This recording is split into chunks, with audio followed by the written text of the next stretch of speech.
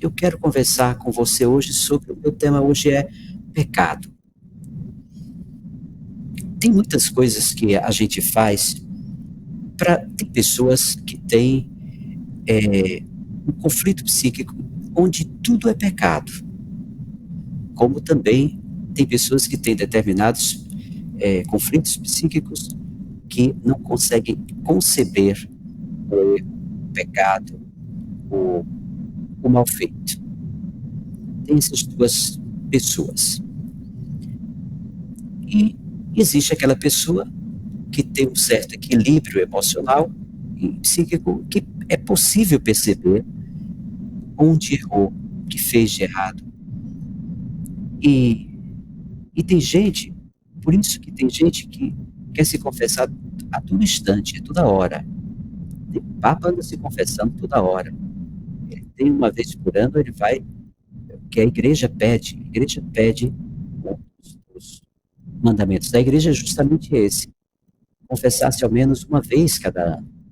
Então, uma vez por ano, se confessar, fazer essa limpeza interior da alma, que a alma se livre das peso do pecado, e a gente se aproxima mais de Deus, da gente mesmo, da igreja, das pessoas, da família, e daí por diante.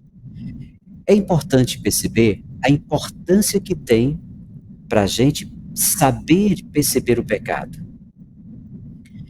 Tem gente, por exemplo, que determinados xingamentos não é um pecado.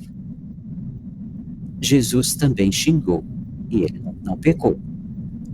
Ele chamou sepulcros caiados, ele chamou Herodes de raposa, de aquela raposa que vai continuar anunciando o reino de Deus. É um xingamento. E esse xingamento não é uma ofensa, é um acordar, um despertar, né? Xingamentos. Então tem xingamentos que a gente faz que é também um despertar. E tem algumas situações que, claro, xingar uma pessoa de ladrão sem ser, de, sei lá, de prostituto sem ser, realmente peso, é um peso muito grande, porque você ofende, é uma palavra que vale como o peso de uma pedra atirada em alguém. Então essa situação precisa ver. Mas, por exemplo, raiva não é pecado.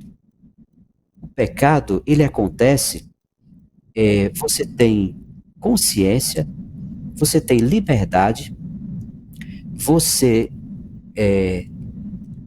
decide e você executa. Então, aí está o pecado. Geralmente, quem xingou em momentos de raiva, e raiva não é um pecado, porque é um sentimento. Tem gente que vai se confessar, eu estou cheio de pecado. Me conte os pecados. Muita raiva. De quem? Aí, às vezes, do marido. Por quê? Porque o marido traiu, porque o marido bebeu, chegou em casa botando boneco. Para quem não sabe, lá fora do Ceará, o que é botar boneco? É zangado, é chateado, é brigão, sabe? Se sente o grandão da situação. É mais ou menos isso. Equivale a mais ou menos isso, esse botar boneco. Pois bem, aqui no Ceará se diz assim. Então, por isso que essa pessoa ficou com raiva, e essa raiva é natural, é normal, é muito normal, é um sentimento. Você colocou uma coisa no lugar, de repente foi procurar, alguém tirou, usou, mas não botou no mesmo lugar. É claro, que você vai se chatear, e essa chateação é normal, não é um pecado. Mas alguns pecados que a gente pode, vamos dizer assim, pode sentir que pecou. Por exemplo, não amar, não fazer o bem. Quando você não faz o bem, o que significa? Não fazer o bem é um pecado por omissão. Você tinha toda a liberdade, você tinha tudo para fazer o bem e você simplesmente não fez. Por preguiça, por acomodação, por, sei lá, por orgulho. Então, isso gerou um pecado. Você poderia ter ajudado aquela pessoa que está doente, com um remédio, ou quem estava com fome, com uma cesta básica, ou alguma coisa que você podia ajudar alguém. Você não ajudou porque você não quis, porque você simplesmente foi dizer que, não, o que eu vou... Eu mato a fome um dia e o resto dos anos vai ficar com fome. E não sei, quer dizer, você busca uma reflexão para você se convencer de que você não fazer esse bem vai lhe fazer bem. E não vai fazer, você sabe disso que não vai. Então, meus amados irmãos, o amor de Jesus, olhe para a cruz, veja só como eu te amo, é o canto que a gente canta em alto tom. Veja, essa falta de amor, essa falta de atenção, essa falta de carinho com as pessoas, isso é chamado de pecado. Usar o nome de Deus em vão é um pecado.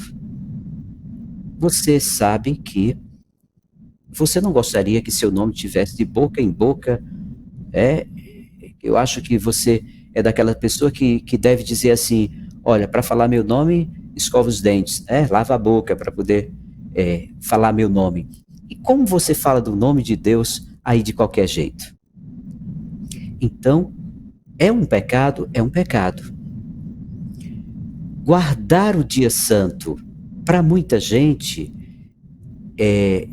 quando você não guarda esse dia santo, é um pecado. Por exemplo, a sexta-feira santa é um dia, vamos dizer, internacional, feriado internacional, porque o dia que o Salvador morreu, nesse dia, nós não temos missa, nesse dia, sexta-feira santa, nós não temos missa, nós não temos nenhuma atividade senão a veneração da cruz.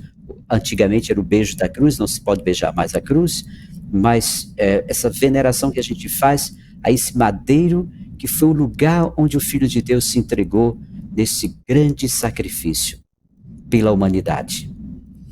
Então, guardar o dia santo é importante. Uma outra coisa, honrar pai e mãe. Veja quantas vezes você desonrou seu pai e sua mãe. Quantas vezes você esteve radicalmente contra seus pais. O desprezo que você dá aos seus pais, isso é desonrar pai e mãe. Honrar é cuidar. Honrar é amar, é cuidar. Assim como os pais honraram seus filhos, cuidaram de seus filhos, agora, na velhice, por exemplo, eles precisam que você dê esse cuidado. E muitas vezes você vai se confessar num tempo desse de confissão, muita gente vai se confessar, contando chateação, contando sei o que mais lá, e o desprezo aos seus pais, que você não percebe que isso você pecou ou está em pecado. E quantas vezes o amor aos seus pais, Jesus disse que o amor perdoa pecados. Então, quem ama seus pais, quem ama as pessoas, quem tá com o coração aberto, livre. Os pecadinhos foram queimados, foram embora. A ação do amor perdoa muitos pecados. Matar. Matar não é só matar, tirar a vida de uma pessoa. Quando você mata os sonhos dessa pessoa, é um pecado. Quando você quebra ou arranca todas as possibilidades que aquela pessoa tem de crescer espiritualmente, humanamente, e vamos dizer assim, e profissionalmente, quando você tira essa possibilidade dessa pessoa, pode ter certeza, você está pecando. Você está fazendo algo que vai muito além. Tem pessoas que guardam a castidade, mas não guarda a castidade da língua, dos olhos, dos pensamentos, do coração totalmente prostituído. Então nós temos duas realidades. Uma realidade que, por exemplo, quando você é grosso, estúpido com alguém, com seu filho, com seu esposo ou sua esposa, você está sendo contra a castidade, você está agindo contra a castidade. A castidade é o amor ao todo da gente e dos outros. E por isso, quem ama, amar, é guardar a castidade. Muitas vezes as pessoas pensam que castidade está só ligada à sexualidade. Também é um dos elementos. Mas tem gente que vê pecado em tudo, por exemplo. E por isso não vai entender quando o pecado está agindo interiormente. Muitas vezes. Roubar é outro pecado. Aí tem gente que diz, eu nunca roubei. Olha, se você prestar bem atenção, você rouba a inocência dos seus filhos muitas vezes. Estou dizendo que todo mundo faz isso. Mas rouba a inocência dos seus filhos, rouba a paciência dos pais, como jovens, rouba os sonhos das pessoas, rouba, tem outras formas de roubar. Nós não só roubamos dinheiro ou coisas, objetos, mas tem outras coisas que a gente rouba. Teve gente que roubou a felicidade de outras. Você sabe muito bem o que eu estou falando. Teve gente que é um verdadeiro ladrão ou ladra de felicidade. É aquela tipo daquela pessoa que diz, já que eu não sou feliz, eu não deixo ninguém ser feliz. E vai provocar desastres na vida das pessoas de forma que vão perder a felicidade. Estão perdendo a felicidade. Isso é uma forma de roubar. E veja que você rouba, tem muitas coisas que você pode roubar. E que é pecado, e que às vezes você não vai numa confissão confessar essas coisas. É interessante perceber também o falso testemunho, por exemplo. A mentira, o falso testemunho é terrível. Tem gente que morreu por causa de um falso testemunho. Tem gente que está na cadeia por causa de um falso testemunho. Tem gente que está com a vida totalmente degradada por conta de um falso testemunho, de uma mentira, de uma fofoca. Tudo isso. A coisa mais difícil para um padre é ele escutar alguém dizer, perdoe-me, sacerdote, porque eu fofoquei da vida das pessoas e feri pessoas com fofoca. Ninguém nunca contou isso. Às vezes na missa eu digo, livrai-nos, Senhor, vamos dizer todo mundo, livrai-nos, Senhor. Então a gente diz, da fome, da guerra, da peste, disso, daquilo mais, das línguas fofoqueiras, todo mundo ri, porque acha engraçado, acha que não é pecado, que não é uma coisa ruim. E é uma coisa muito ruim. Uma fofoca já gerou, sei lá, vou chamar de guerra, porque é mais ou menos isso. Então, não desejar a mulher do próximo ou o homem da próxima. E desejar não é simplesmente desejar. O verbo desejar aí, ele está colocado para a gente aprofundar o pedido dos 10 mandamentos, por exemplo. Então, não desejar a mulher do próximo não é simplesmente um desejo psíquico. É desejar se apossar, tomar conta, destruir casamentos, destruir relacionamentos, destruir. É o desejo maléfico que você tem de destruir a boa vivência daquelas pessoas. Não é simplesmente desejar. Vamos dizer que você está casada com o pior homem do mundo e você vê a sua amiga com um homem carinhoso, amoroso, compreensivo, humano. É claro que você vai criar em você um desejo de ter esse homem para você. Ou, no mínimo, de arranjar alguém que se pareça com esse homem. Por exemplo, aí, quem tem um pai bom, quem se casa, a menina se casa e tem um pai bom, então ela vai esperar que o marido seja ou igual ao pai ou melhor do que o pai. E quando ela não encontra essa pessoa, é claro que ela vai ficar insatisfeita e criar um desejo de encontrar esse homem. Tem essa situação também. Cobiça é um pecado. Se aquela pessoa tem, é porque ela trabalhou, ela se esforçou, ela correu atrás. Ela gastou muitas horas, gastou até saúde para ter aquilo ali. Porque tem gente, você sabe, que trabalha para viver e outros para morrer. É para um dia saber que o cemitério vai acolher um rico, uma pessoa de muito dinheiro, de muita coisa.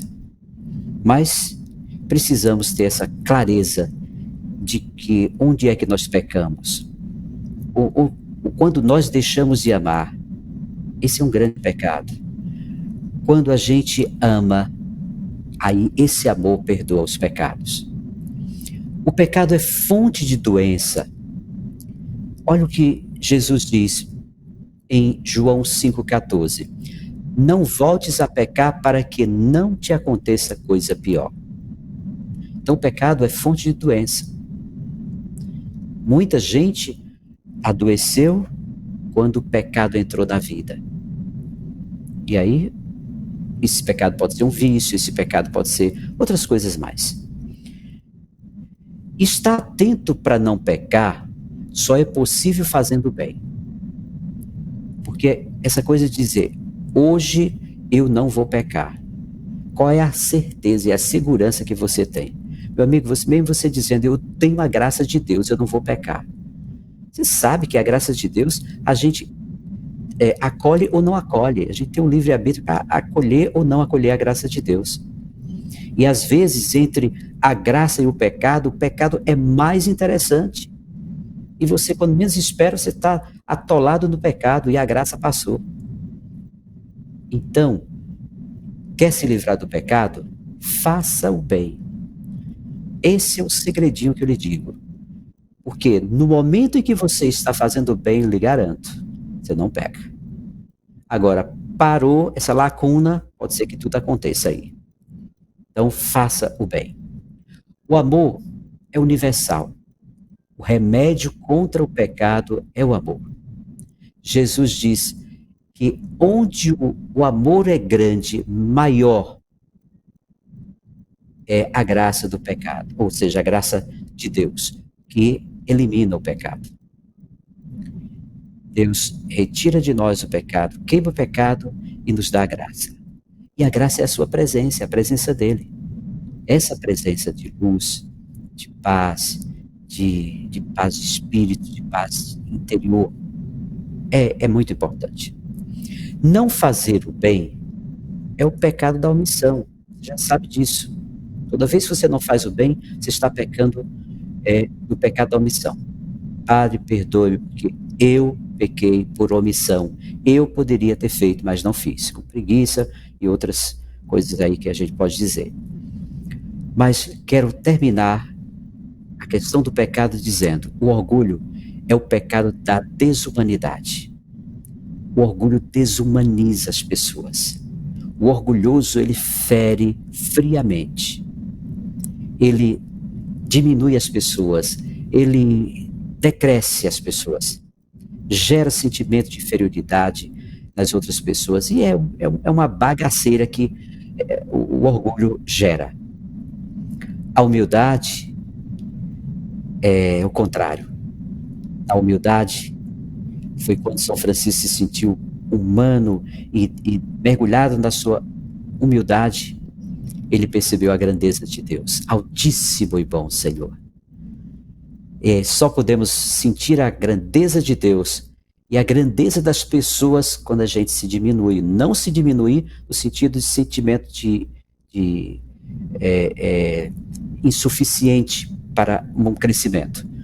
Mas quando você se coloca na sua humildade, você percebe a grandeza de uma borboleta, de uma flor, a grandeza de uma formiga, de um pássaro, o canto de um pássaro, a beleza de Deus, toda essa beleza de Deus.